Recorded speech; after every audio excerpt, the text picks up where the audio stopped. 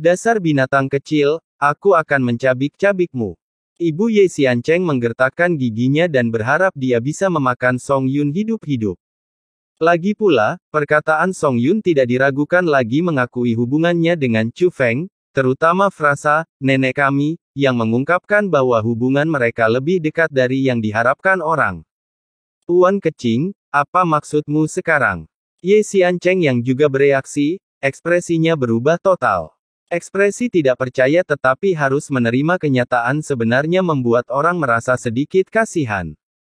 Namun Song Yun tidak setuju, saudaraku Chu Feng dan aku sama-sama membutuhkan kekuatan formasi ini. Ye Xiancheng, jika kamu menuruti perintahku dan memberikan kekuatan formasi ini kepada saudaraku Chu Feng, kamu dapat terhindar dari rasa sakit fisik. Jadi, kau di sini untuk formasi ini. Mendengar ini, Ye Xiancheng memberi hormat pada Chu Feng dengan tinjunya terkepal. Kamu hebat. Aku hanya mendengar bahwa kamu punya bakat dan kemampuan yang hebat. Aku tidak menyangka kalau kemampuanmu dalam memanfaatkan wanita begitu luar biasa dan menakjubkan. Ye Xiancheng bersikap sarkastik, penuh kecemburuan dan kemarahan, tetapi Chu Feng tidak dapat menyalahkannya. Ketika dia mengatakan ini, matanya sudah dipenuhi air mata, seolah-olah dia benar-benar patah hati. Anda salah paham. Ini bukan eksploitasi, tetapi saling membantu. Chu Feng mengoreksi. Ya ampun, kedengarannya bagus, bukankah itu hanya memanfaatkan? Tapi sejujurnya, aku tidak menerimanya, kata Ye Xiancheng. Hah? Chu Feng tidak mengerti sejenak. Baik dari segi penampilan, kemampuan, maupun latar belakang, aku lebih unggul darimu. Tentu saja aku tidak akan mengaku kalah. Pada titik ini, Ye Xiancheng menatap Song Yun dan berkata, apakah kamu salah paham tentangku? Aku benar-benar ingin membantumu dan tidak pernah berpikir untuk memanfaatkanmu. Mengapa kamu memperlakukanku seperti ini? Bermain kartu emosional tidak berhasil untukku. Song Yun menatap Chu Feng. Saudara Chu Feng, apakah kamu akan melakukannya atau haruskah aku melakukannya? Chu Feng mengerti apa yang dimaksud Song Yun. Bagaimanapun, ini masih merupakan tempat asal Ye Xiancheng. Rencana mereka adalah menyuruh satu orang memasuki pusat formasi dan menggunakan harta yang telah disiapkan Song Yun sebelumnya untuk memblokir kekuatan formasi untuk mencegah Ye Xiancheng menekan mereka dengan kekuatan formasi. Pada saat ini, Song Yun sudah berdiri di tengah formasi. Aku akan melakukannya. Chu Feng menyatakan sikapnya. Biarkan dia berurusan dengan Ye Xiancheng. Begitu dia selesai berbicara, Song Yun mengaktifkan kekuatan harta karun itu, dan dalam sekejap, kekuatan aneh itu memenuhi seluruh formasi. Semua orang dapat merasakan perubahan dalam formasi ini. Formasi pemblokiran, ternyata kamu sudah mempersiapkannya sebelumnya. Mengapa kamu tidak percaya padaku?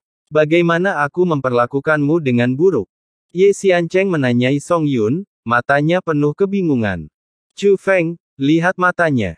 Dia terlihat sangat sedih, tidak rela, dan sangat menderita.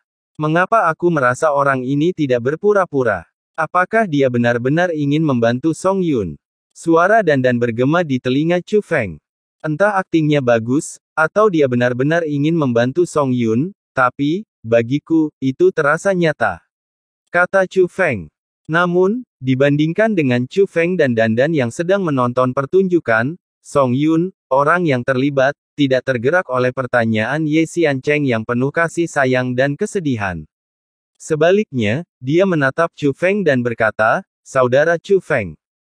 Dia mendesak Chu Feng untuk bertindak cepat. Maaf, aku sangat membutuhkan formasi ini, kata Chu Feng. Alasan dia meminta maaf adalah karena itu adalah ide Song Yun agar keluarga Ye menangkap neneknya.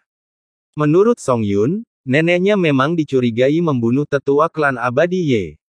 Menurut logika normal, perilaku klan abadi Ye sebenarnya bisa dimengerti. Jika tebakan Song Yun benar, klan abadi Ye ingin menggunakan Song Yun sebagai tumbal. Sebagai teman Song Yun, Chu Feng memiliki alasan yang sah untuk mencari keadilan bagi Song Yun. Tetapi jika Song Yun salah paham terhadap Ye Xiancheng, maka sebenarnya mereka salah. Merasa menyesal. Mengapa kamu minta maaf? Tanya Ye Xiancheng. Saya ingin meminjam kekuatan formasi ini. Begitu Chu Feng mengatakan ini, senyum aneh muncul di wajah sedih Ye Xiancheng. Ledakan. Tiba-tiba, aura emas agung dilepaskan dari tubuh Ye Xiancheng, memenuhi seluruh aula dalam sekejap. Pada saat ini, wajah Song Yun juga berubah drastis. Baik dia maupun Chu Feng merasakan penindasan yang amat kuat, penindasan yang melebihi penindasan seorang dewa sejati. Kekuatan ini begitu kuat hingga tak ada bandingannya dengan kekuatan dewa-dewa biasa. Tak lama kemudian, dalam nyala api keemasan itu, tampaklah sepasang cahaya yang menyerupai mata, seakan-akan ada banyak sekali jiwa yang tersembunyi di dalam nyala api itu. Dan mereka juga merupakan sumber kekuatan yang dahsyat ini. Kalian meremehkanku, Ye Xiancheng. Apakah kau benar-benar berpikir bahwa kau dapat menghadapiku hanya dengan menguasai kekuatan formasi penindasan? Ye Xiancheng berkata dengan dingin.